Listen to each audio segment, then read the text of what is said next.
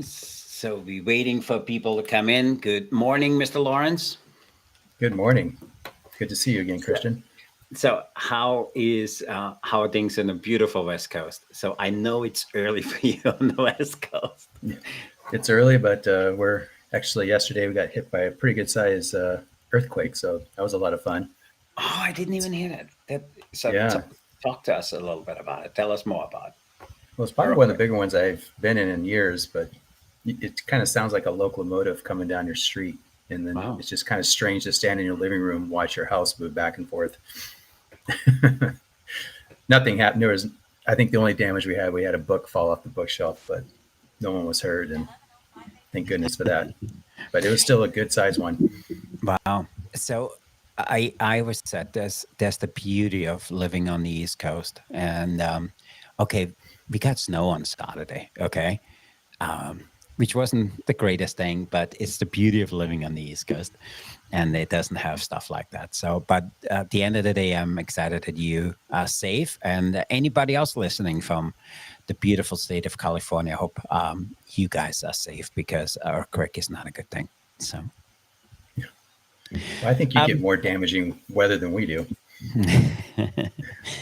and to our listeners, thanks for calling in and coming to this little conversation we want to have with you guys around mentorship, leadership. That's the goal we have for today. And thanks for our consistent people which logging in. I actually just had a podcast with somebody, and that person told me, "Oh, I just heard you spoke about AI." And so, actually, while we waiting for people to come in, talk to me. What is your take on AI? Because my overall AI was we as an organization used AI. We actually designated a full time employee for 3 months. Say, research the best AI tools. There's the parameters it needs to fit us, and how can we make it work? And overall, what she came back with was that AI is great. AI is not ready for our industry because one thing on our industry is that it's a service industry and people love people.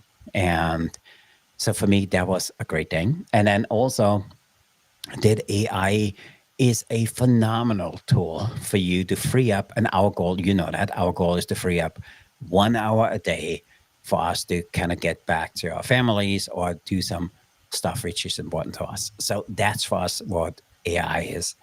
And we always laugh because I'm getting emails. I know exactly this was written by AI because just the way it was formatted. So it's kind of a joke internally. But for me, it's exciting to see that people are using technology.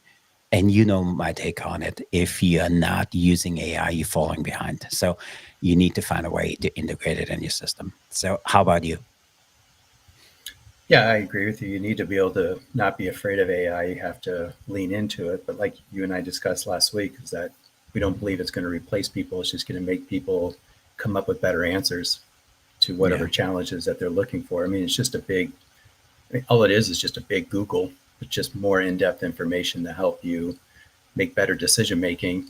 And then also, we're talking about how you can set up AI to give real time information to your service staff that's at the front of the line, where they can receive information that can provide a better experience for your clients when they Hmm. have a one on one conversation with your hospitality staff, or it could be your food service staff. So I think it's just going to help people have a better connection with others and free up their time as well, which is Yeah. something that we're I, always talking about. People I want I that. love that. And you're spot on. I honestly think AI where it comes in handy is for inventory, reordering, all the stuff which you do every single day, which takes a half hour, 45 minutes of your time. So leverage AI for that. And for me, the reason I'm saying it's not there yet on food service side is because I honestly believe this is a service industry and people crave that one-on-one connection if they admit it or not. Because I know the reason I go to restaurants is because of connection, or I'm bringing somebody. Otherwise, I would take takeout.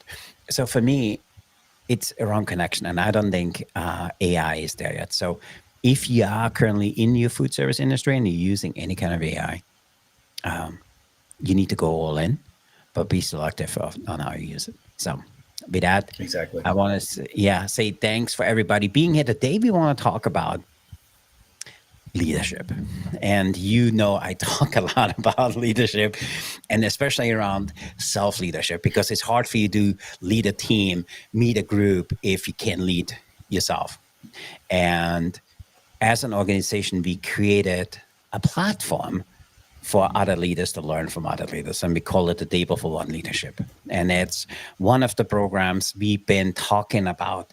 Lawrence, you know this for 5-6 years. We said we need to put this out to the marketplace. So it's finally out there. It's called the Table for One Leadership. And for us I love the things of three. So there's three things for me why we need to do this. And the first one, because the hardest thing around leadership is that it's a very lonely job.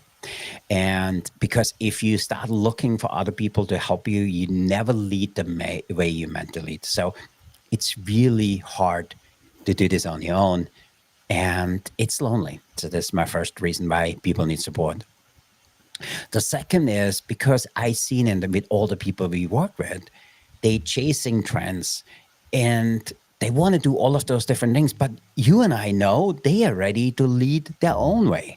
So for me, leadership is not that predetermined notion or that pre-scripted thing or the stuff somebody else does, because it needs to be you and it needs to come naturally from you.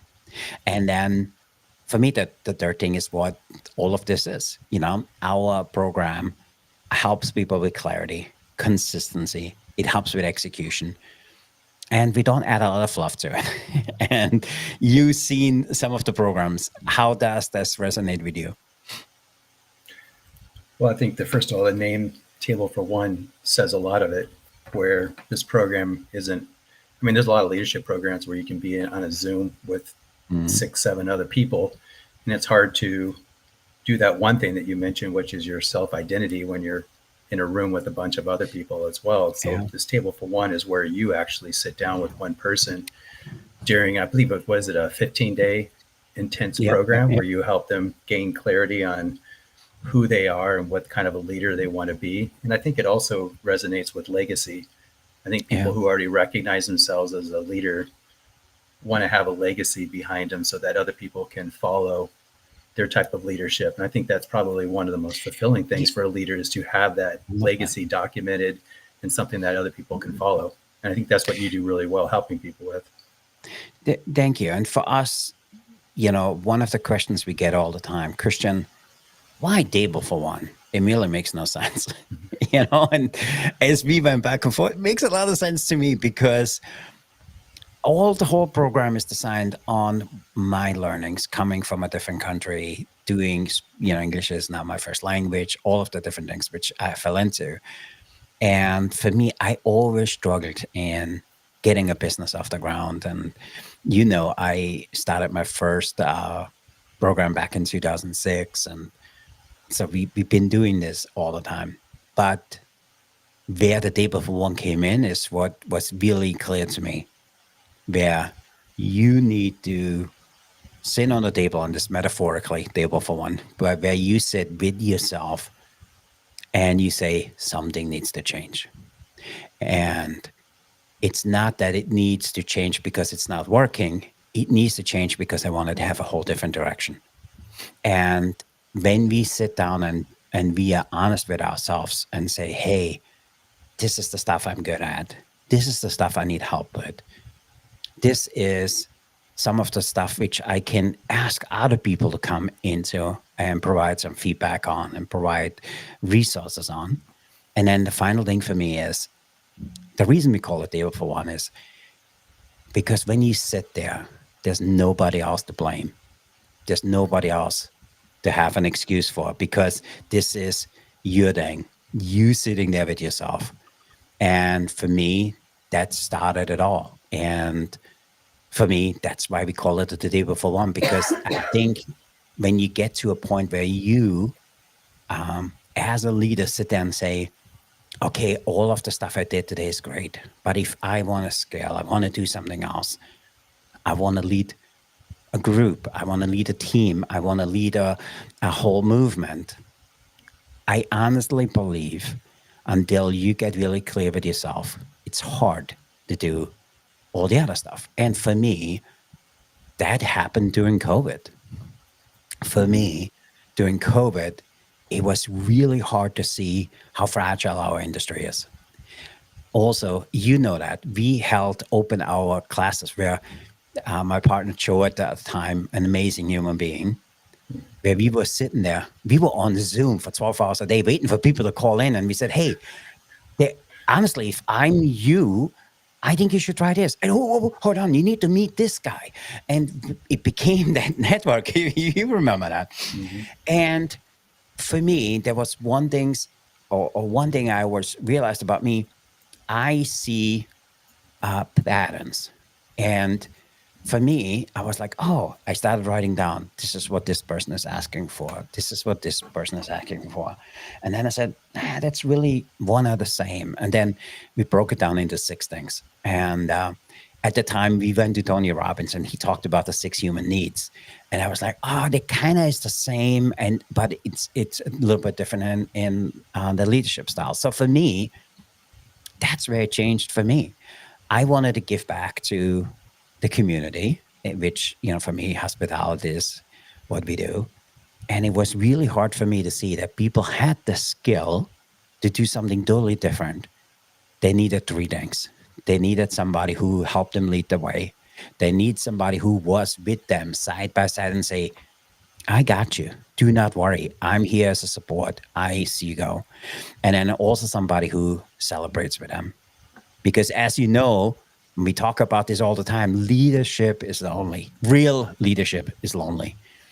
And for me, at the time, there was a survey which came out, and you and I talk about this a lot, where it came out where they interviewed the people which ran restaurants and where it went belly up. Where restaurants failed, they interviewed them 1 year, 2 year, 3 year, all the way up to 10 years. And the 3 things they came back with was the first things that people said, running a restaurant is really, really lonely, being by yourself. Because I felt I was ahead at the time. I constantly needed to tell people what this thing was all about. The second thing was for me that they burned through all their cash. And then the third thing they were saying is, I would never do this on my own again. I want to do it with somebody. And for me, putting all of these things together was for me. And the reason I call it a table for one, because at the time I was sitting on my dining room table at home, and my wife said, "You got to get this shit out of here," But for me, that's where it started. So that's where the table for one leadership came from, and that's where the name is from. Yeah, when you mentioned that during COVID, I remember you and Joe would have, I think we were using an app at the time called Clubhouse as well. Yeah. But there would be 15, 20 people because a lot of the restaurants were shut down. But there was a lot of people that had a lot of ideas. There was a lot of leaders in there that wanted to start up their own businesses. And I knew you and Joe and the community would help give people ideas of what they can do to launch their own online businesses. And then when things started opening up, a lot of those people didn't follow through with their idea. And there was a lot of leaders in that, and during that time, people that wanted to lead their own future. And I think one of the things that why people didn't follow through, and this is what you also do at Table for One, is you give people the tools to keep themselves motivated, and you give them the strategies to take their idea from, as you would say, 0 to hero, where they take their idea from the concept and then they actually see it to fruition. And I think that's one of the things, and I can speak on this firsthand because for years you've been my mentor. There's a lot of one-on-one sessions we've had late into the evenings, and you had a questionnaire, what I would have to fill out. We would go over it together, and then you would give me different sort of ideas of different tools that I can use. You would actually just provide the tools to me and different strategies to keep myself motivated. And I think that's one of the things that you're really good at. And I think that's it's not just, I mean, you can sit there at the table for one and reflect on what kind of a leader you want, but if you don't have those tools or strategies behind you, it's kind of difficult to see Mhm. the image of yourself come into fruition. What are some of the, do you have a couple tools or strategies you want to share real quick, Chef, on Yeah, people that they can take away from? I love that. By the way, thank you. Very kind of you to say. Yeah. Thanks. But for me, um, I always said real leadership needs to come from within you. And for me, I try to copy people and, the whole thing, oh, fake it until you make it. I'm not really sure if that works. Okay. Um, and then it's so easy to lead other people when you're clear of who you are, what you stand for, how you go about. And for me, that was one of the big ones. And I always said my biggest success was 22 years ago. I went to church, and a few pews down from me sat this guy who ran at the time a $6 billion company. And I was like, oh, I need to get to know him. And as I started to get to know him, I said I wanted to be like him. And I went to him. I will never forget this. He invited me to his house, and I said to him, full transparency, this is who I am. This is what I do. I feel that you have some insights in getting me to the next level. And I would like you to be my mentor.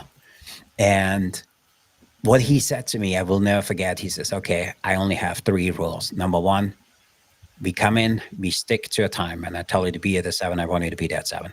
And I was like, oh, well. So the second thing he said to me at the time was, I want you to take notes. And the final thing was, I want you to act on it. Because if I tell you something, there's a reason behind it. And at the time, I really didn't understand what he meant by those. But as we had our sessions, we did one every other month. I went to him and said, hey, this is what I'm doing. This is where I want to go. He said, have you ever considered that? And it was totally different from what I wanted to do. It was a huge eye opener having somebody who has done what you want to do, but he took a total different road to get there. And so for me, I encourage everybody listening to this today that you need to find yourself somebody. If it's not Lawrence and I, and if it's not Table for One, you need to find your own thing, because for me, it was a game changer. And then from there, I broke it down. I like in the threes. And I said, there's 3 things, or we call them core pillars within Table for One leadership. And the first one is around empowerment. Because you need to be empowered. Because as we talked earlier, if real leadership, if you do it on your own, it's lonely. And it overwhelms so many different leaders. And honestly, all they need or all they crave is clarity. So the first thing is around empowerment, because we help you to find that clarity. The second thing we learned was, and we call it execution. And around execution is because you talked about it, it's tools, it's strategies, and it needs to be a forward motion. And for me, the forward motion needs to be where I bring an idea to you, and you could take it or leave it. But if you take the idea, that I ask you, do this, this, and this, and we kind of do this together. Because I think any forward motion is, to our point, is very lonely. So if you have somebody out besides you who is going to help you to move forward, it's so much easier. And the third thing for us, we call it identity. And you need to be really clear, and that's where the Table for One comes in. What is it something you want to be known for? What is something you want to build? Who do you want to have part of this process? So you need to get really clear and have the identity to say, hey, this is who I want to be as a leader. This is my team. This is the impact I want to have in the industry. Because as you do this, for me, it comes all together. And it's these 3 pillars, which is empowerment, because where we support you, execution, where we kind of do it together, and then identity is all about you. And that's for us, it's the 3 pillars and what we call our core messaging around the table for on leadership. Mm-hmm. Well, you also brought up a pretty important point when you said that you were in church and you saw that gentleman sitting in the pew near you, and you had this aha moment, like, I need to connect with him and have him be my mentor. But you did Yeah. an important thing that that needs to be taken in order for any leadership program to be successful for anyone, which is you asked for help. I mean, you took the first step to ask Often. someone, Often. and that's the mark of a true leader right there, is when a leader says, you know what, I need someone to help me take my leadership and who I am Mhm. to the next level. Because if you never did that, you would be right where you were. I What was love that, that. 10 years ago? Yeah. 15 No, years it's ago? 22 years ago. 2020? Yeah. And I always tell the story, and with him was he was an attorney by trade, okay, which I never knew I loved because he looked at things totally different than I did. He worked for a food company in the UK, and so I connected with him because I felt like, oh, and by the way, it took me a few years to figure that out because I was like, oh my God, you did this. You're doing something totally different. You're doing it in a different country, all of the things. And then he said, oh, I got my bonus and I got 167 million. I was like, it's hard to live on 167 million. It's a good start. But for me, I wanted to be him because of who he was. And money had never anything to do with it. And because he's very loved in the community, he's very loved in the stuff he does. His wife is absolutely amazing. His parents, his in-laws at the time, brought my wife and I to the country club and made us join a country club. So it was like I was drawn to this, never really knowing about it. Sorry, I knew about it. I never really realized that how it was all interconnected. And for me, absolutely right, because and for me, it's so critical. And you and I talk about this all the time: is who you partner up with. And we went to church, and I said, "Hey, if he's here today, I will talk to him." And my wife said, "Don't chicken out. You got to talk to him." Because I always thought, why would I go to him? I was a nobody. You know, and for me, I love what you just said because for me, it wasn't easy to talk about it. And I said to him, "Hey, I really want you to be my mentor." And he said, "So what would that look like?" I said, "I will come. I promise to take notes, and I will do whatever you tell me." And he says, "That's a dangerous thing because, I was a wild guy." I was like, yeah, I'm not sure if he was that wild. But for me, that was the core thing. And for me, as I said earlier, what the benefit was with meeting with him, because of his background as an attorney and then a CEO of an international food company, and he had to transition the company and kind of bring it together.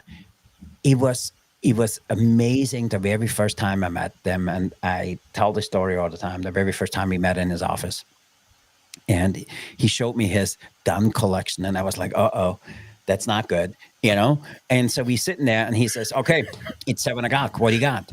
And it totally caught me off guard because I was like, I thought. So we went in and says, "Hey, this is who I am. This is where I want to go. I honestly need some guidance around that." And we went into step two, where he kind of said to me, "Hey, have you thought about this? I wouldn't do this. Hey, do you have a backup plan with this? Do you have an out on this one?" I was like, "An out? What are you talking about?" It means all of the things. It was just phenomenal to talk to. And then he said, "Okay, we meeting again. This is the times I have. It's up to you to make it work. If you travel, I don't care. We meeting that day. And I want you to report back." So the very first time I came back from my meeting number 2, I had all of these spreadsheets and all the stuff I did because I wanted him to ask me, what did he do? He didn't say a single thing. We were singing that. He looked at all of that. He says, "So how does it feel for you?" And I was like, I don't know what to say. And he said to me, "Is that what you showed me representing who you want to be? Or is this something you ideological you wants to do?" He floored me. He floored me. Nobody ever asked me that. And it's been a really good friendship. Now we friends. Um, he's an amazing human being. And I always quote that. That's what he said to me. on meeting number two. And I was like, wow, never looked at it that way. I thought I needed to do this because that's what other leaders did. I Mm-hmm. thought I needed to be clear in this, which had no relevance for what I do.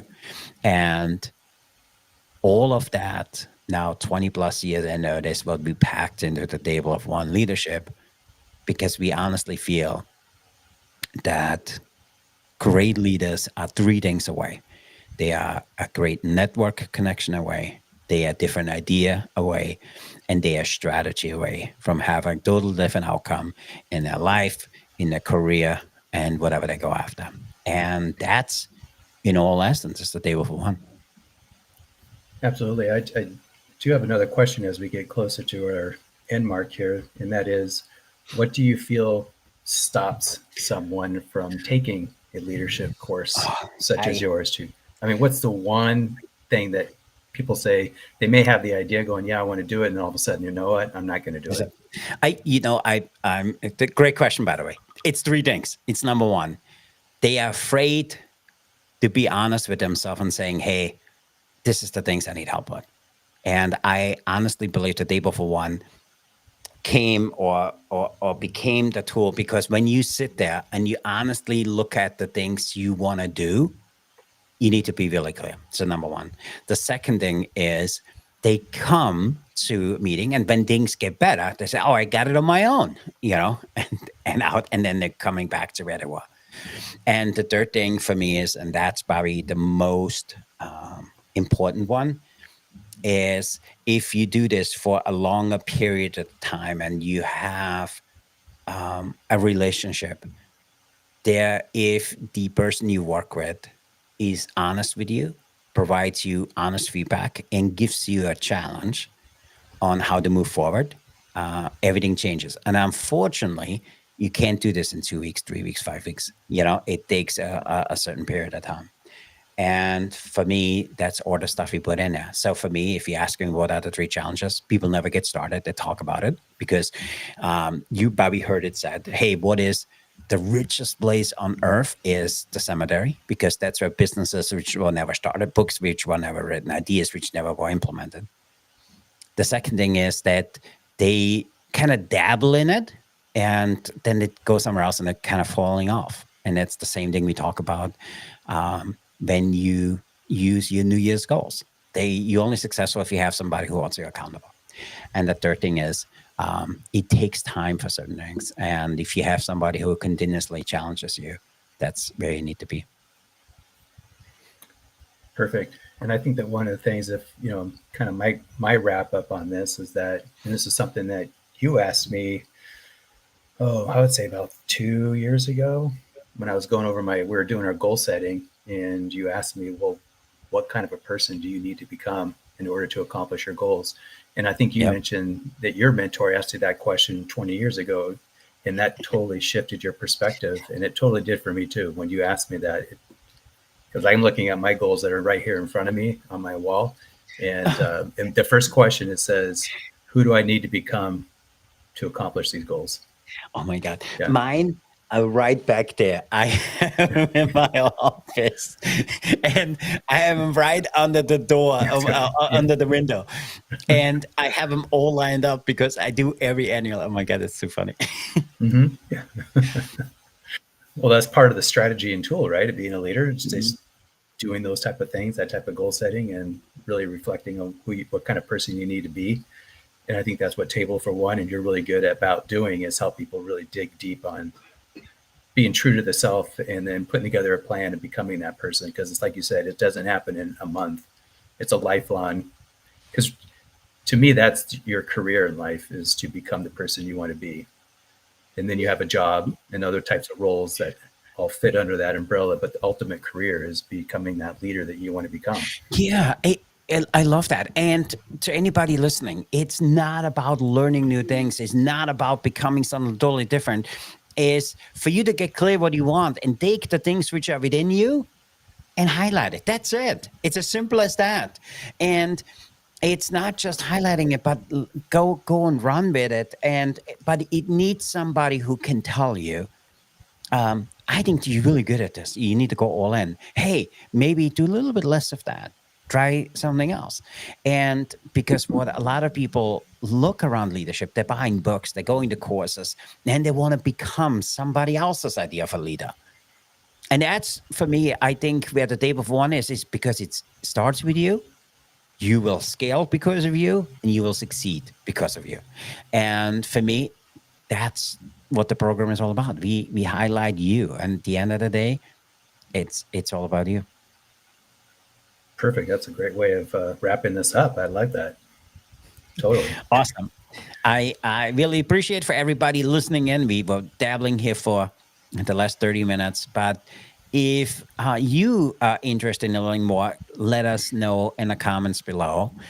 And then also let us know, what do you think about leadership? What do you think where you need help with? What do you think? Where do you want to get to? What are some of the dreams of where you want to take whatever you do? And for me, I love listening to what people have to say. I love working with people. And I'm curious to know what people learned today, or what is a takeaway from them in order to move to the next level. But I want to say thanks for being here today. Lawrence, thanks for coming here. I know you had an earthquake yesterday, so I'm sorry to hear that. But I appreciate your friendship. I appreciate everything you do for our organization. And to our listeners, make sure you follow Lawrence, make sure you follow me. And then also, if you could below, let us know what was one, two, or maybe even three things which resonated with you about today's conversation. With that, I want to say thanks for everybody for being here today. Lawrence, I appreciate you. And I look forward to next week's conversation. Thanks, everybody. Same here. Thank you. Bye.